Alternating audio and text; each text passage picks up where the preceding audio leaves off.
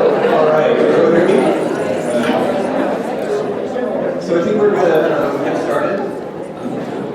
Welcome to the second installment of Behind the Drawing, the Wednesday episode where 4 faculty talk for 10 minutes each about a drawing of theirs and give the conceptual and technical background. The goal is to link disciplinary concepts about representation to Photoshop commands, AutoCAD actions, and other sorts of technical details. So today we'll hear from Kelly Bair, who is coordinating second year undergrad, Gibson, who is currently coordinating 3rd year undergrad, Ania Jaworska, who is teaching 1st year design studio and also teaches at the Art Institute, and me, Stewart Hicks, who teaches at the 1st year grad level right now.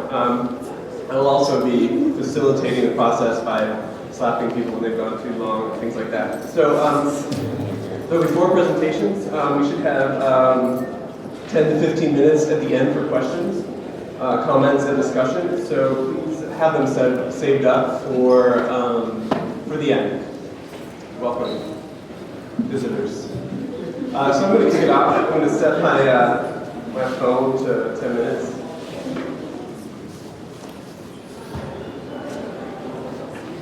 It takes 10 minutes to do that.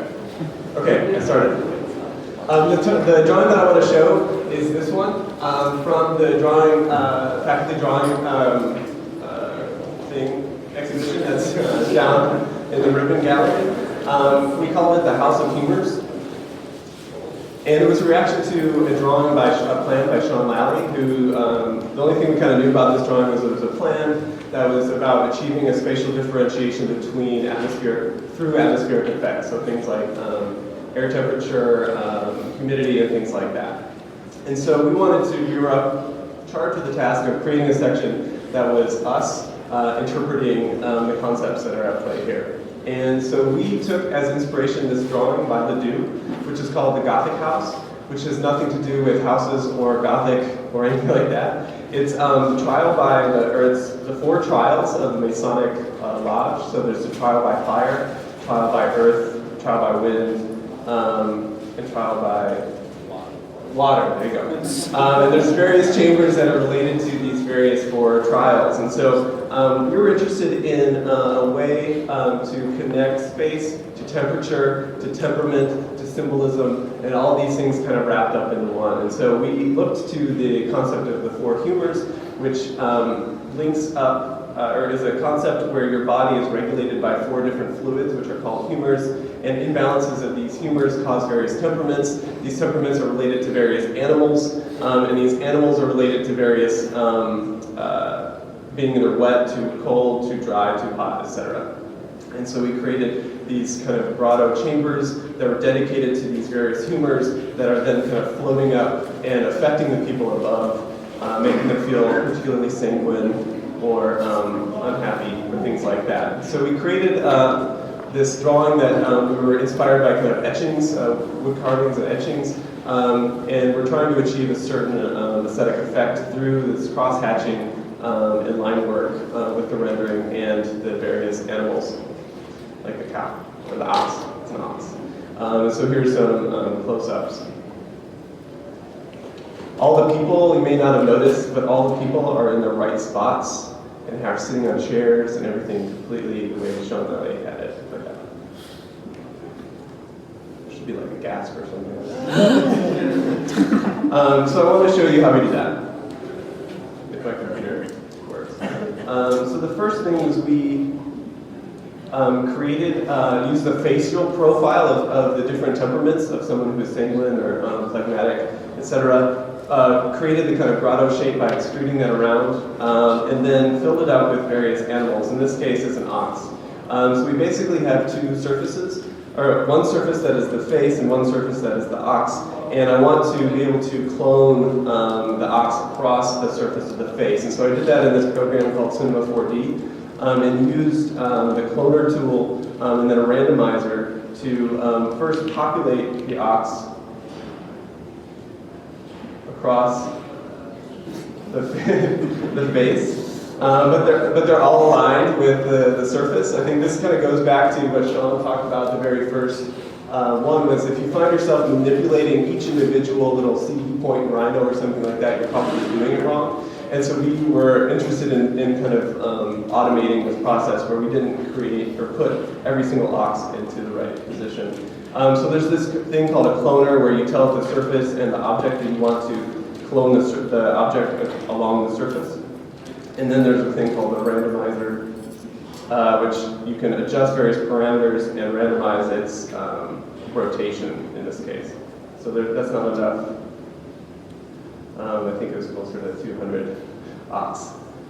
So then we created a basic rendering. The rendering is not necessarily what I wanted to talk about, but it basically just looked like this. A pretty kind of soft shadowed rendering with a lot of kind of dark, or a lot of contrast of dark to light. And then we used Photoshop to create the kind of line work, which is made up of 3 hatch patterns, one going horizontal, one going vertical, and one going at a 45-degree angle, and then the exterior line. And so to create those different hatches, basically you make a new Photoshop file with the rendering in there, and you make it into a bitmap. So first what you have to do is make it a grayscale image if it's in color, and go to Object Mode Bitmap. And with bitmaps, you basically make gray out of either black or white pixels in various arrangements. And in this case, the arrangements are in lines. So to make a bitmap, you have to up the output resolution because there needs to be more black and white pixels to make up the gray. I'm going to have frequencies of 90 lines per inch at an angle of 0 degrees, the shape of a line, and hit OK. And it makes these kind of lines out of the image. But because we're going to overlay 4 different versions of this on top of one another, you have to isolate the various, the highs, the lows, and the darks, which I did through levels, and then kind of upped it up, or cut out all the black, because if you imagine these 3 things kind of sitting on top of each other to create blacks, you want to kind of knock down how black it goes. And then go to image mode, bitmap. And so now the lines are a little bit thinner and a little bit more further apart, and this is just the lightest of light layers. And so if you look at this drawing, this has 4 on top of them,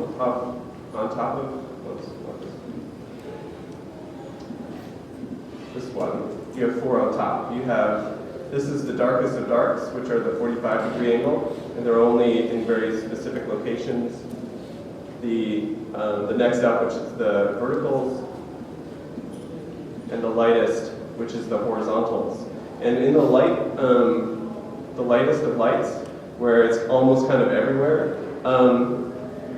what I did was I went and did a liquefy to the line work to create the illusion of a 3-dimensional transformation within those lines. And so if I go to here, I have to change it to color because I can't do a liquefy in a bitmap. Actually, I want it to be RGB. Go to filter, liquefy. And then because this is the lightest of lights, it's almost everywhere. I just kind of go where there's a kind of transformation or a light area in here and take the liquefy thing and drag it. And it creates the illusion of and I'll change the direction every once in a while, but it creates the illusion of a kind of 3-dimensional transformation within that, which then adds up to what's happening here. The 4th layer, I'm going to go to here. It's just a filter, can't remember now.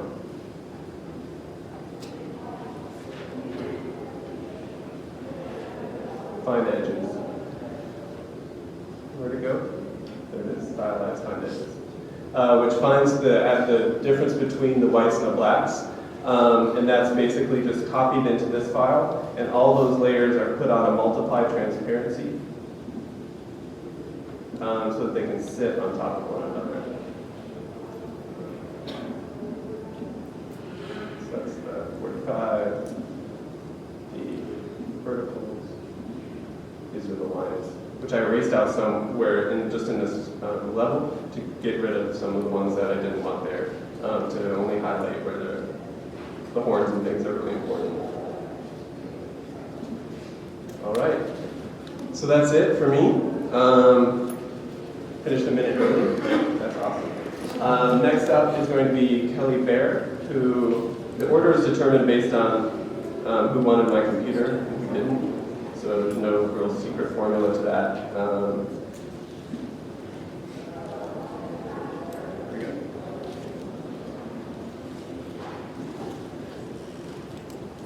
So the title of the first slide is non-technical drawings, and I'm going to talk about non-technical things in a maybe slightly technical way.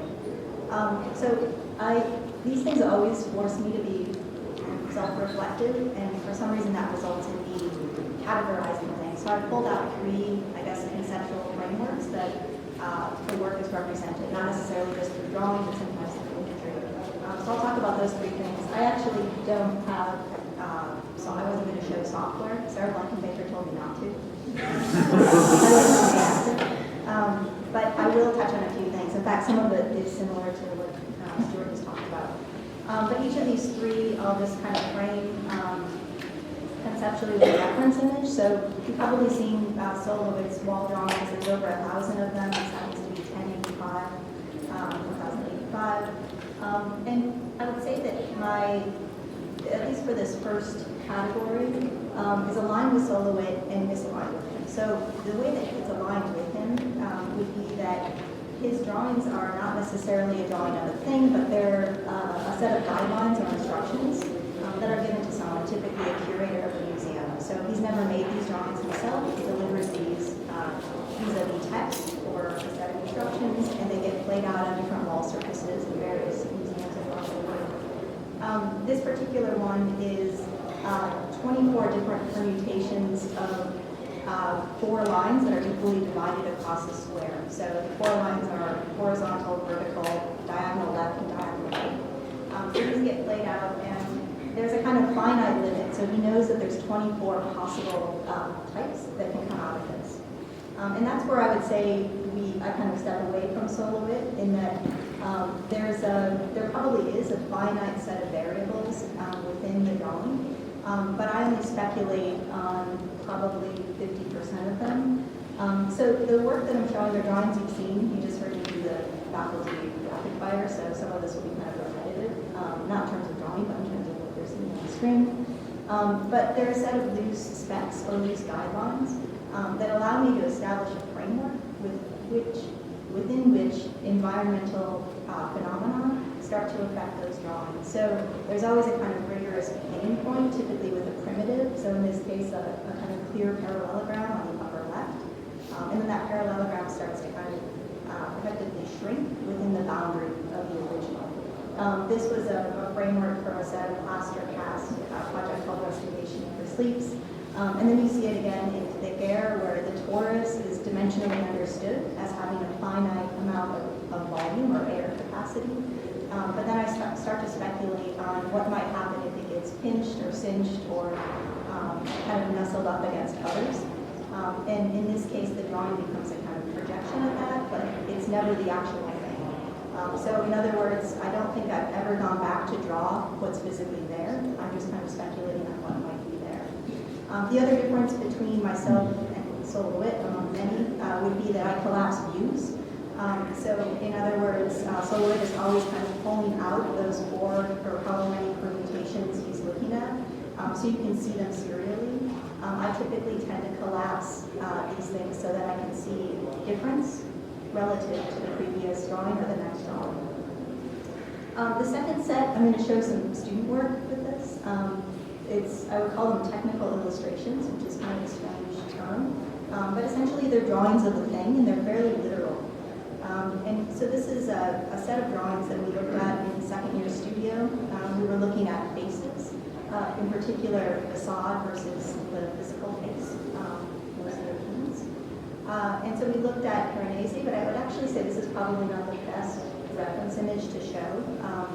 I would maybe probably should have put an image of this in, but industrial design illustrations, so things that are not necessarily dimensioned, but we're able to see the kind of shape or formal qualities very clearly.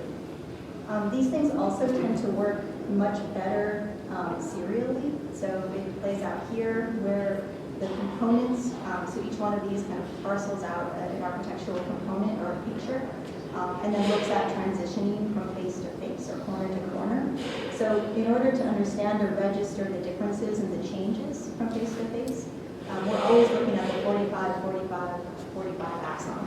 And so we established that view in Rhino, and most of you have been through my view tutorials, whether graduate students or undergrad, where there's a real precision as to how the axon metric is set up. So whether it's a dimetric, a trimetric, or in this case, the kind of classic 45, 45, those things are critical. And then similar to the way that it plays out in one of the earlier seminars that I did here, this is slump. And again, serially, we're able to see the kind of change or the shift. But the background logic or the background scaffold is always visible and it typically remains consistent. I would say that this is in contrast to that, in a sense that it's not necessarily a drawing or image of the thing itself, or the thing matters much less, but it's more an image of the environment that created it. So this is the same seminar. So in part of the seminar, we were looking at drawing the thing. In the second half of the seminar, we were looking at imaging environment, so imaging effects that aren't necessarily visible, but kind of play themselves out in this world. So in this particular image, it's these were cast expandable foam, and they were done in a homemade vacuum. So it's a kind of airless and gravityless world. So we're not looking at the thing, we're looking at the environment. And then the last category, where is that? Great, okay. So the last one, strong figures, weak silhouettes. So I think in a lot of the imagery that I use, and it's probably becoming clear that I don't typically just render or just draw. I usually kind of cycle through several types of representation for each project.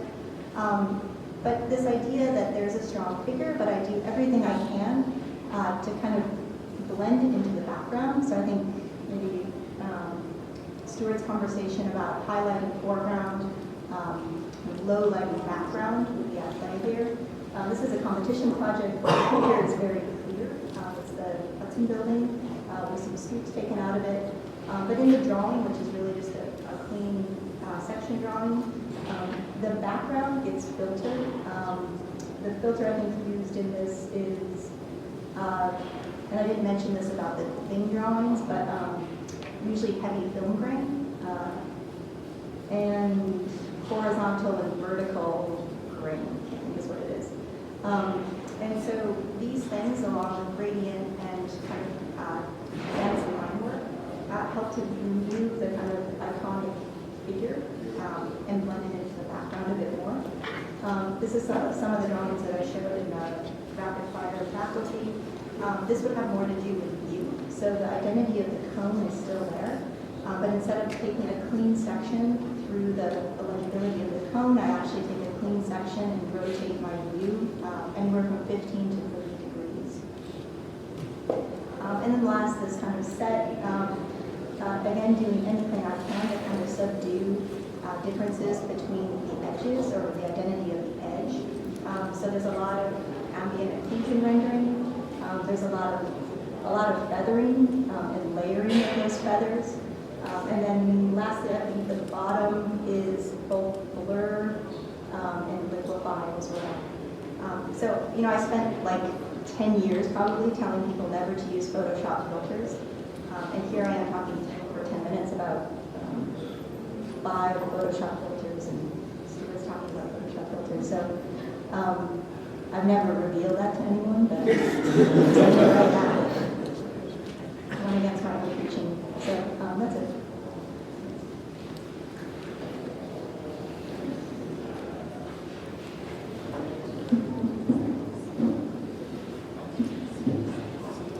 We have to change computers here.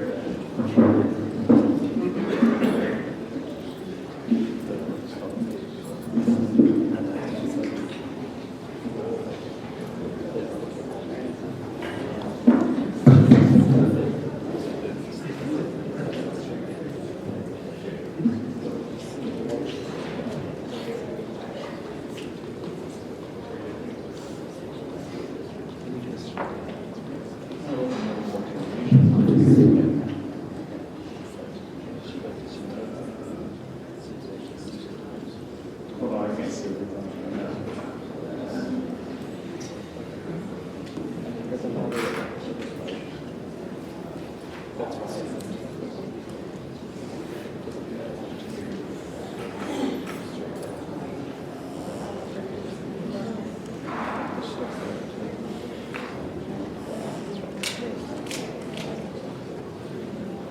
right. I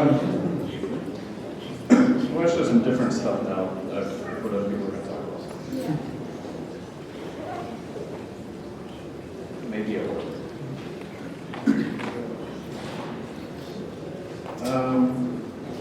I think, well, like, the first thing is, like, I'm realizing as I was kind of looking through what drawings to show, that this is more of a self-admission of who I am than it is an intellectual conversation about why I do certain things.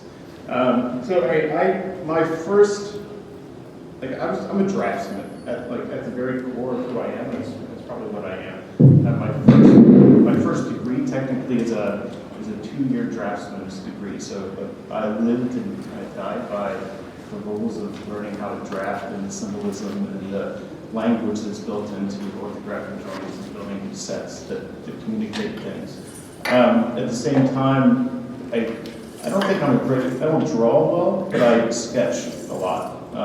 And I think that this comes more out of the fact that I do most of my creative work or non-bureaucratic work either late at night, like from 8 o'clock to 1, or on the weekends at the dining room table where I have my daughters running around and things get messy. So I grabbed all the random sheets of sketches that were laying around the dining room and kitchen today and took this photo. So these are all, I would say, current things that are going on.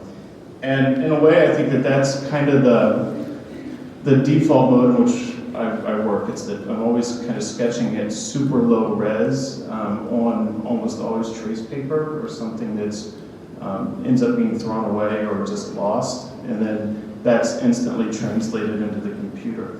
I think the other caveat that makes this, I think, super personal is that I'm left-handed, but I use the mouse with my right hand, so I draw on the computer and draw my hand at the same time, so these drawings were done at the same time. So if you ever see the way I set up the same way an 80-year-old draftsman sets up, meaning I sit down and I put my liquor or my coffee right here, my sketchbook goes right here, my mouse is over here, and then if I have reference material or books or the iPad, it goes over here. And I'm very particular about my eye level. So these are all really idiosyncratic things, but I think that they have very direct results in what I make. So just things like this at some point turn into things like this along the way. And then what I was going to show is take you through the drawing upstairs that's in the show, but I don't think I'm going to do that with the same exhaustion that I was going to, but these are essentially the phases that this thing went through. I checked the time. Another thing that, like, because of the way my training went, the efficiency that you use when you're in the computer was something that was drilled into my head that we used to challenge each other to have a final AutoCAD file that had the least number of working hours in it. So I still to this day track the number of hours that my AutoCAD files are open. So the file for this project I checked for the first time today, and it was open for 9 days and 10 hours and I think 3 minutes or something like that. We can check later. But I think the other thing that comes out of the fact that I draft, or I was trained to draft first and I like to sketch, is that I always do this. I run up a lot of trace paper, but then also a lot of 8.5 by 11s. And I think this project was done really in a week. And every night I print something before I go to bed and take that sketch to the bedroom and maybe sketch on it if the lights in the bedroom are still on. Yeah, so what else do we got? All right, so that's that. And then, so these are those same sets of kind of drawings that take you through the actual construction of this. And these are just the progress prints working backwards. So this is what's printed at the end of the night. And you can tell some nights I got more done, some nights I took stuff away. And all of these are essentially, except for that first one, are done on the appropriate size of the board. So you can see at one point I thought the board was going to be small, and then it changed size, and the format then kind of got fixed, and that's that. Changed size because of me, not because of the rules.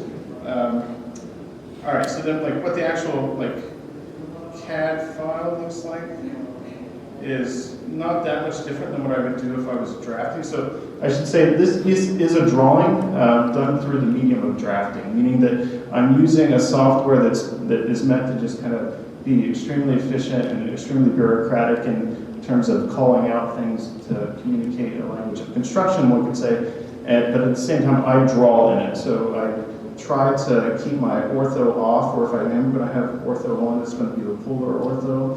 I use guidelines because it's hard to see, but there's tons of these lines that cross them. So if I can do. All right, so there's tons of these kind of guidelines that divide the page up, and I keep them really dark so that they aren't noticeable. And then the actual kind of layer structure, I mean, a lot of you who have had me understand this is a graphic layer structure, so it's not a subdivision of walls and windows and carpet and all that kind of crap. It's truly just kind of the breakdown of what lines should be heavy, what lines should be light.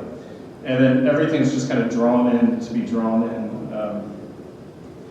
The part of the reason I print every night is to essentially keep myself from really worrying about things like the outlets and above the sink, and to kind of pay attention to the things that will show up or won't show up.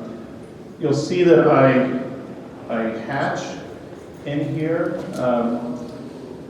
and at the same time, when I get into Illustrator, you'll see that I do a lot of finish work in there as well. In a way, the goal is for me to leave AutoCAD and have the minimal amount of work to do in the next software or the next platform, unless I have a very kind of particular thing that I'm after, and then I'm willing to lose the efficiency argument. So in this drawing, this is, I would say, a medium range project in the sense that I know when I leave this software, I'm still going to have to do more work in another software. So let's look at, I'll do 4 quick Illustrator files just to show you the change in finishing. Like this is the simplest. Let's see if I can actually go away to see it. So this was a plan that was done, I think this was like 2 hours. Blank page, blank sketch page, nothing, and then like I was emailing out a PDF in 2 hours. So the CAD drawing literally plots the CAD drawing out of AutoCAD using the same layer styles that I was showing you right in the corner that are graphic that I've used for a decade now. Open that file and open that PDF in Illustrator, and it's literally just these other kind of layers dropped in. So there's a background layer that's a swatch. I'll talk about that in a minute. Another swatch over the main area, and then the actual text. And sometimes I won't even do the text in here. So that's like the quickest one in which to work. The faculty show, I'd say, would be like the next degree. So in a way, what you're seeing turns into, I think this would be the next degree. Turns into this, and the black fill at the bottom comes out of AutoCAD, the hatch down here and in the section come out of AutoCAD, all the rest of the hatch come out of Illustrator. I think another key difference is I make a decision very early if I'm going to use grayscale lines in the drawings or not. So that first drawing I was showing you a minute ago has no grayscale lines in it, which makes it a little bit easier to just quickly get it out of Illustrator. The moment I decide to use grayscale, I know I'm going to have a few extra steps of organizing those lines. And I always keep the grayscale behind, obviously. White lines come all the way in front because they're used to, say, divide up things like this, or some of this down here you can barely see.